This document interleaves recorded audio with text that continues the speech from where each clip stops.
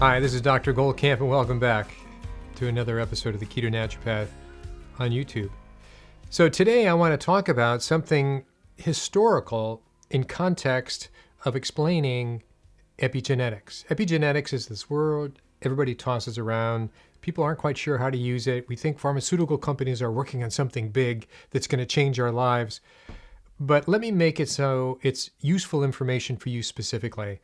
But in order to do that, so you'll understand it like I understand it in a useful manner, relevant information, we're going to have to go do a little history first, okay? So let me take you back to the end of World War II. Specifically, let me take you back to Holland at the end of World War II. So in Holland at the end of World War II, in November, so close to the end of the war, there ended up being a huge famine in Holland, and they call it the Dutch Hunger Winter of 1944 to 1945. And so what happened is this, and I'll paraphrase it, is that they were trying to do a railroad strike, not to undermine the Germans that they were there, and the Germans retaliated by blockading a whole portion of Holland for a period of about 6 months. So why this is important in science, in epigenetics, is because this is the first time a normal population that has been fed well, they were literate, they were educated, that suddenly had no food. And not only that, it was one of the coldest winters on record. So as much it was part of Holland, as you probably know, is open to the ocean and all these various ports, Amsterdam, Antwerp, Rotterdam, it was frozen solid. So they couldn't get even smuggling food in. So for a long time, their average calories for humans then was about 1,800, 2,000 calories per day for the average adult male and female. Well, their caloric intake went down to about 480 to 500 calories per day. Now that's on average. So when you talk about on average, you're going to have to realize many people had far less than that, and an equal many probably had much more than that. That's just the average. So keep that in mind for 6 months. And so that is I hate to say it experiment, but it's the experiment by time. It was a very specific place in the world at a very specific time for about 6 or 7 months in which basically they were starved. It was a famine. It was a human-induced famine. Some flour was flown in from Sweden. We'll get to that later. But I want you to know it was a very specific time. And what we're going to look at is what happened with the pregnant women, the women that were pregnant prior to and then gave birth during the famine, those that conceived during the famine, and then those who conceived during the famine and gave birth afterwards. It's pretty interesting. And it's used as this fundamental reference to the beginning of understanding epigenetics. What happened? What happened to the adults that were born by those infants, those conceptions, those pregnancies, assuming that they were successful? So in many ways, this is the beginning of a reference to fetal origins of adult diseases, otherwise known as developmental origins of disease and health. I'm using it as a way to look into the beginning of epigenetics, and other people use that as well. This is such a study, this is over 70 years ago. And yet, if you Google this, and if you go on PubMed or Google Scholar, you'll see the data is still being mined for because it was the Dutch who took a lot of records, and subsequent to all the births and deaths. So we have by past records, there was 30,000 deaths due to the famine in this particular area. There's also 40,000 births at this particular 6 and 7 month period. That's now being rewritten, and they think the deaths were a lot higher. It was very severe. You can even go on YouTube and see some rather appalling newsreels of what this period was about. So it's well documented. I wanted to direct your attention to online. So here's just Googling the Dutch famine of 1944 to 45 and look at not only Wikipedia, of course, but go down. The Dutch Hunger Winter is what they call it, and development origins of disease, which is what I just said. And that was 2010, Dutch Winter, 1944-45, Environmental Society.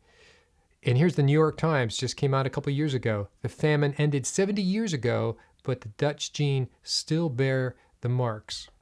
Prenatal exposure to the 1944-45 Dutch hunger winter. Increased risk of affective disorders in males. It's just amazing that this information, so in a very cruel way and dispassionate way, I say, and many of others have said as well, this was a perfect experiment to see how humans behave when they're starved, because as much as these experiments were done in rats and rodents before, even in sheep and goats, it was, of course, never done in humans. You don't experiment with humans, but this was the experiment of a population that ate, that had, on average, enough caloric intake of that 1,800 to 2,000 calories a day, then didn't have anything or had very little, and then went back to normal.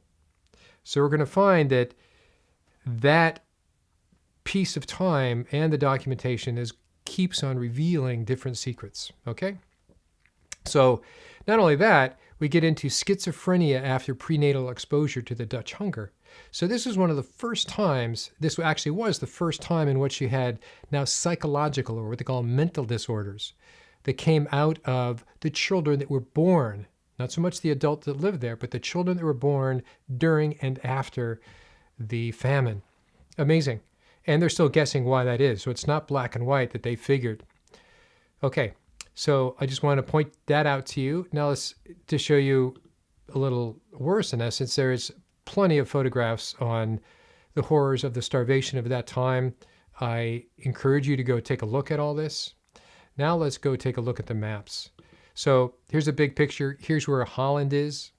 Okay, this is the Netherlands or Holland, right across from England or the UK, and between England and Germany in essence, and right above France, south of Norway.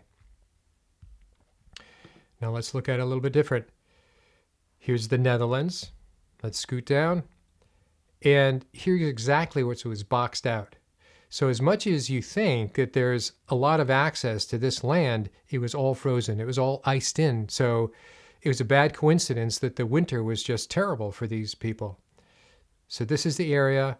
And here specifically in Holland is the area of the blockade. So this is a German blockade, and it lasted all the way up until the end of the war, which was in May of 1945.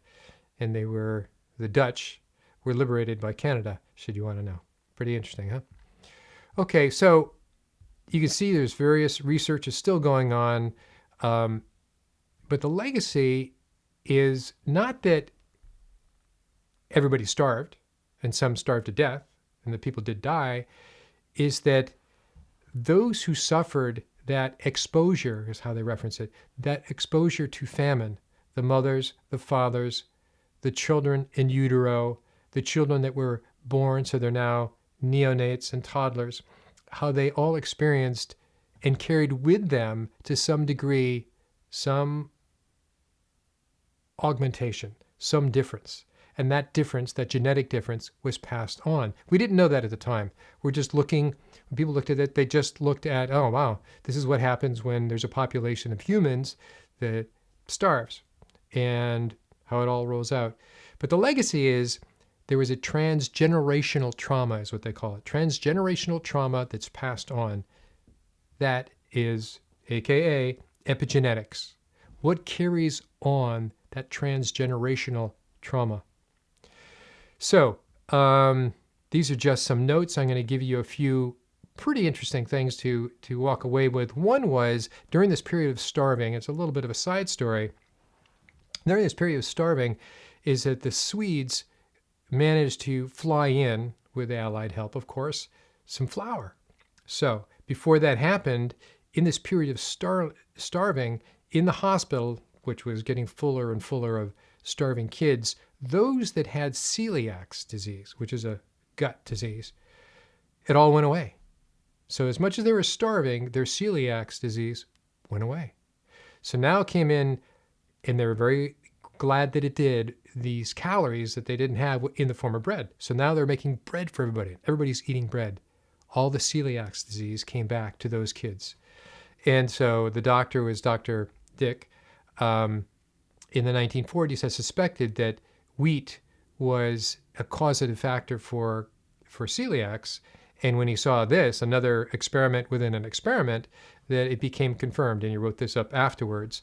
And so why is that interesting? Is because nowadays when you hear about celiac disease, yes, you hear about gluten and wheat, which is what Dr. Dick was the one who defined all that. You also hear things like it's the pesticides on the vegetables, it's the heavy metals. Well, it could be all those things as well. But here, before all those things happened, before there were all these pesticides and so on and so forth, just the gluten in the wheat was causative. So gluten in wheat, I mean, it's pretty common knowledge right now. Cut and dry was a causative factor for celiac disease. That came out of this particular situation, one of the benefits, if you will. And into schizophrenia. So now I am going to bring you back to what we had talked about before. And that is, remember when we looked at this? This is a report, and I selected out some genes, and I said, these are the polymorphisms, 3 different genes we're looking at. And let me bring you to this particular, let's see, we'll go down to here. We said this 3-ring circus, right? The traffic circles, that this is about methylation, this is about folate, and together people refer to them as the methylation cycle. So what does the methylation cycle do? It is like a little factory that kicks off methyl groups. And it basically methylates, adds a methyl group to genes to quiet them, to have them not be read, not be expressed, just quiet them. So they methylate them, they turn them off temporarily. So what happens when, this is part of that first ring, what happens when people start to starve is, our bodies start to fall apart. Of course, that's not really very intuitive, right? But what happens is the methylation, the ability to keep that methylation factory going, to kick off those methyl groups, to keep these various genes from being expressed. And so as we start to not have enough energy, not have enough calories, not have enough nutrients to keep our methylation cycle going, what happens is SAM, we've talked about SAM before, S-adenylmethionine, or SAMe, however you want to refer to it, starts suffering. And our ability to produce, like a car factory, our ability to produce those methyl groups starts to lag. Consequently, some genes that should be turned off are not turned off. And this is the beginning of problems. And so, as the methylation system is turned off for both the mothers who are pregnant and subsequently their fetuses, their embryos, in various degrees as it gets worse to worse, is that these begin to manifest in various problems. And so, can you imagine, now I'm pretending, it's all hypothetical, I'm pretending that I was there and got these kind of genomic reports on people, and I want to propose this because this is how I think and this is how I practice, is that there are some people that are much more vulnerable to having their methylation cycle broken up, to be discombobulated, to be thrown into chaos, and others have less of a problem. I mean, eventually everyone will die if they're not given food, right? At some point. Some sooner than others. And it's not just about calories. So let's take a picture. If I was looking at this first person, they already have 2 traffic circles, right? Remember the 2 traffic circles blocked, this one and that one. So now we're starting to pull away nutrients. So this would be one of the first people that would start suffering the consequences of the famine. So if this was a mother, it would be the first to not be able to support the growing embryo that it's carrying. And if this was the embryo inside, it too would then be not to be able to complete the development in each trimester, the first 3 months of first trimester, second 3 months, or the second trimester, and so on. And so the weakness will accumulate. So these would be people that would be most vulnerable to starvation, in that as we don't get those nutrients to support that methylation cycle. Okay, I wanted to bring you present and say, this is not old news. Here's 2019, 2 years ago, really a year and a half ago. They're saying folic acid supplementation reduces multi-generational sperm, blah, blah, blah problems. So what we're saying is the first things that go are things like folic acid, B12, SAMe, we told you about that, choline, and a few other things. Those methylating factors. Remember those methyl donors that were given to Dr. Jordal's experiment? These are the first that don't show up.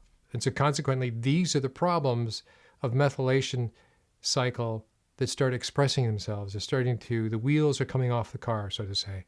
And this is the first wheel that starts coming off the car. It's easy enough to treat if you have the nutrients, but they didn't have the calories. They didn't have the nutrients, and the wheels were starting to come off their genomic car, inch by inch. One of the biggest conclusions to take away from the Dutch hunger winter of 1944 to 45, which is still being referenced globally to other similar situations, is that adverse fetal environment followed by plentiful food in adults may be a recipe for adult chronic disease.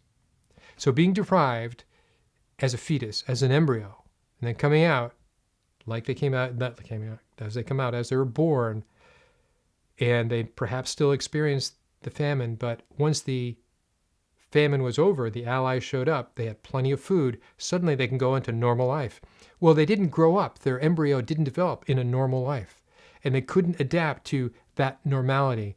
And the decades that followed World War II were very prosperous for Western Europe and the United States. So there was plenty of calories around, there's plenty of food around, and consequently, what did they see? They saw that the women exposed to famine during the mid to late pregnancy had babies with reduced birth weight.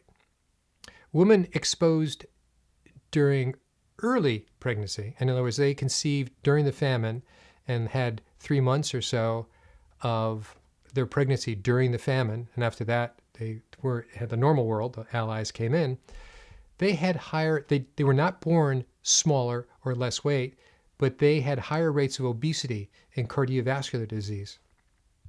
So this was what was considered, looking back then, was the programming of obesity. Programming of obesity. So what we're saying is methylation, as the wheels come off the car for the genome, your methylation cycle starts to weaken. And what are some of the first diseases that show up? Obesity, diabetes, and they had 3 times the rate of schizophrenia.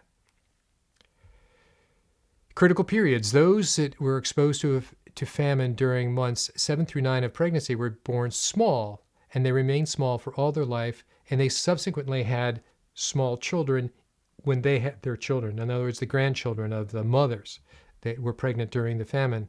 However, they might be small, but they had lower rates of obesity. So those that experienced most of the famine in utero during pregnancy, they were born small. They were adapted to a severe world outside, so to say. So they were small, and they passed that on. Their children are small, and their children's children were small. But they had lower rates of obesity. Those that had only a third, the first third of their pregnancy was in the famine, and then they had a normal life, they had increased rates of obesity, cardiovascular disease, and schizophrenia.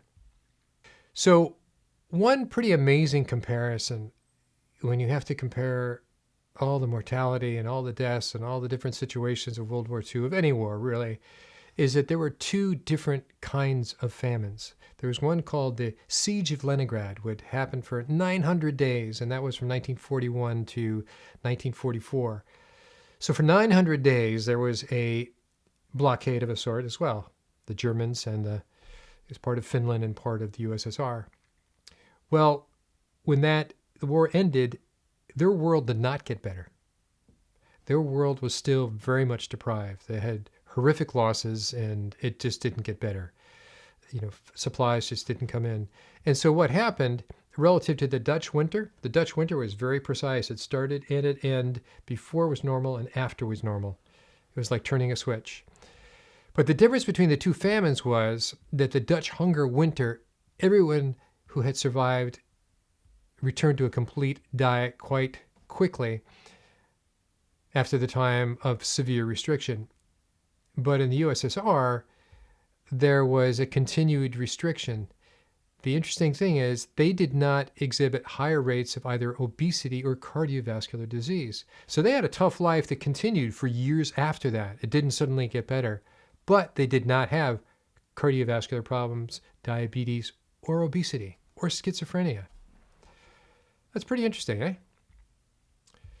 So now what's been developed because of what they saw here, this is the first human data they had on how is it when humans starve collectively as a population. Some die, what about the births, et cetera, is that now they see the whole idea of, as I said, fetal origins of adult diseases or developmental origins of health and disease.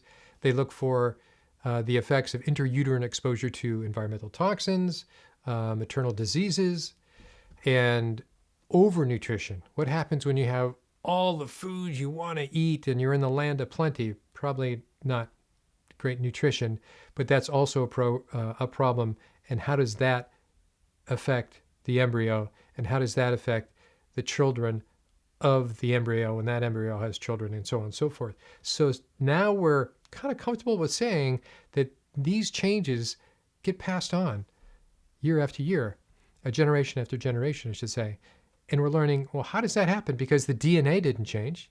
The DNA did absolutely not change. It was, they had sibling comparisons. They had some siblings who were outside of the famine, and they had, only thing that was different was the lack of food.